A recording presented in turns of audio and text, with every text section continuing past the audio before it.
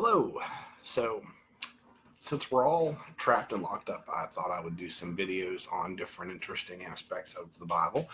And today I'm going to talk about proof texting. I know if you're in my congregation, you've heard me talk about proof texting a lot. That may not be a term that everybody's familiar with. So, proof texting is citing a biblical passage in defense of a belief or set of beliefs. So here's an example from my own life. This is my business card, right?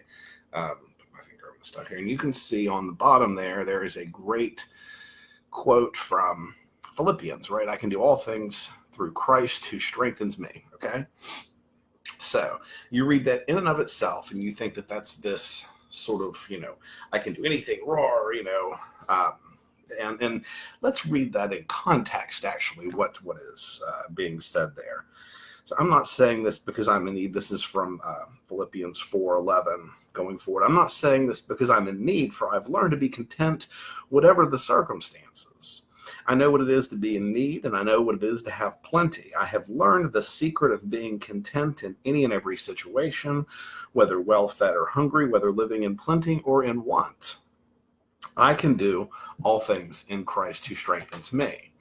So when you read that in the full context, Paul is saying that, I've been in the streets and I've been, I've eaten with paupers and I've eaten with, kings. So, I can handle anything, right? It's not that, oh, hear me roar statement that it sounds like when it's left in its own little, left by itself. So I'm very guilty of proof testing. It's right there on my business card, right? And so, we see people do it a lot. Now, I think you'll hear this from folks, or you'll see people who tend to believe in the inerrancy of the Bible. Those are the folks that you'll tend to see proof text a little more. And what that means is that assumes that every single sentence in the Bible is a truth proposition in and of itself, okay? That's a lot. That was a big mouthful there. So every single statement in the Bible is a truth proposition in and of itself. So any single sentence that you pull out of the Bible, it needs no context or explanation because the statement is clear and self-aware as it is, right? That's the idea behind proof texting and the inerrancy of the Bible. So, and what that does is, first of all, that is an assumption in reading the Bible that not everyone shares. So there's sort of your starting issue there. I don't believe in the inerrancy in the Bible and that every single statement in the Bible is a truth proposition in and of itself. I believe what the Bible teaches. So when you look at it in the whole, that's where you find truth, not an individual statement. So, let me come up with some examples there. If you look at the genealogies of Jesus, for example, in Matthew 1 through 6 versus Luke 3, 32 through 34, they're very different, who Jesus is descended from. So when you look at that, both can't be true, right? I mean, there are really hard factual mistakes put into. Well, the point is what the Bible's teaching there is Jesus goes back to, Abraham. So here's another example. When we get to the very end of the Gospels and we're at the tomb.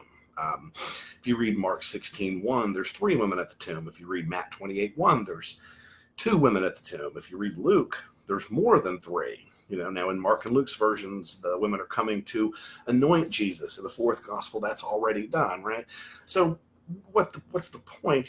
These little details, the individual truth propositions can't all be true, but the point is that the women came and found the tomb empty, right? So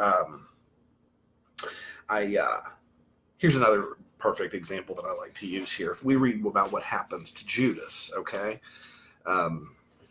in Matthew 27, 3 through 8, it says, when Judas, who had betrayed him, saw that Jesus was condemned, he was seized with remorse and returned the 30 silver coins to the chief priests and the elders. I have sinned, he said, for I have betrayed innocent blood. What is that to us? They replied. That's your responsibility. So Judas threw the money into the temple and left. Then he went away and hanged himself. Okay, so that's what happens to Judas in the story of Matthew. Now, if we flip forward to Acts 1:18, it says, With the reward he got for his wickedness, Judas bought a field, and there he fell headlong. His body burst open, and all his intestines spilled out. Everyone in Jerusalem heard about this, so they call that field in their language Akeldama, that is the field of blood. So another one, right? Which is it? Did he hang himself, or did he fall in his field and explode? Well, the teaching is that Judas didn't get away scot-free, right? He either hangs himself, he doesn't come to, doesn't get to go live the rest of his days with those 30 silver coins and have a joyous life, right? So I think, you have to look at what the Bible teaches, not just what it says in those little instances. And what do you have to look at to really glean the full meaning? Well, the context, what happened before and after this, right? My most recent sermon, I talked about, there's a story with Elisha where 42 young boys make fun of him. Literally, it's in there. They call him Baldy and make fun of him. And he gets mad and he unleashes these bears that come and eat these 42 boys, right? Now, if you look at that story in and of itself, that's pretty crazy, right? But when you look at the whole story of Elisha, they're telling a tale of a man who's got some, power and authority and so forth. What is the Bible teaching? Not what that little story says. Cultural norms is something else that you lose when you proof text. If we read, a single statement and pull it out of the Bible and read it of itself, we're missing all the cultural norms that were there at the time. A lot of the stuff with women, where Paul talks about how women shouldn't speak in church. We're in a world where women were property. We can't pick this up and apply it to our world and say, well, yeah, this is how women should act. And this is that was a completely different culture. They had different values. And what were the writers' intentions? Some of these writers were Jewish. Some of these writers were not Jewish. They were writing some to Jewish audiences, some to non-Jewish audiences, some were mixed audiences. When you see all this, back and forth about circumcision, you're like, what is this? Well, that was because Jews practiced circumcision, and they thought everybody should have to be in this new Jesus movement, where other people were saying, hey, I wasn't Jewish and I shouldn't have to do that.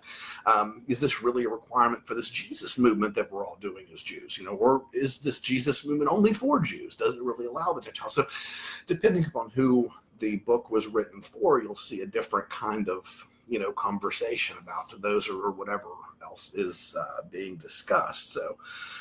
So that is my little 5-minute video on proof texting, or 7.5-minute video on proof texting. So, if you've heard me say that before, that's what we're talking about is that notion that some people have, that any individual proposition or any individual statement is a truth proposition in and of itself, right?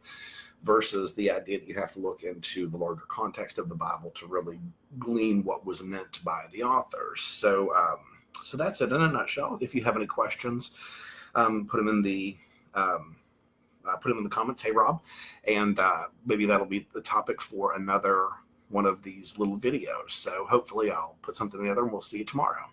God bless. Have a great day.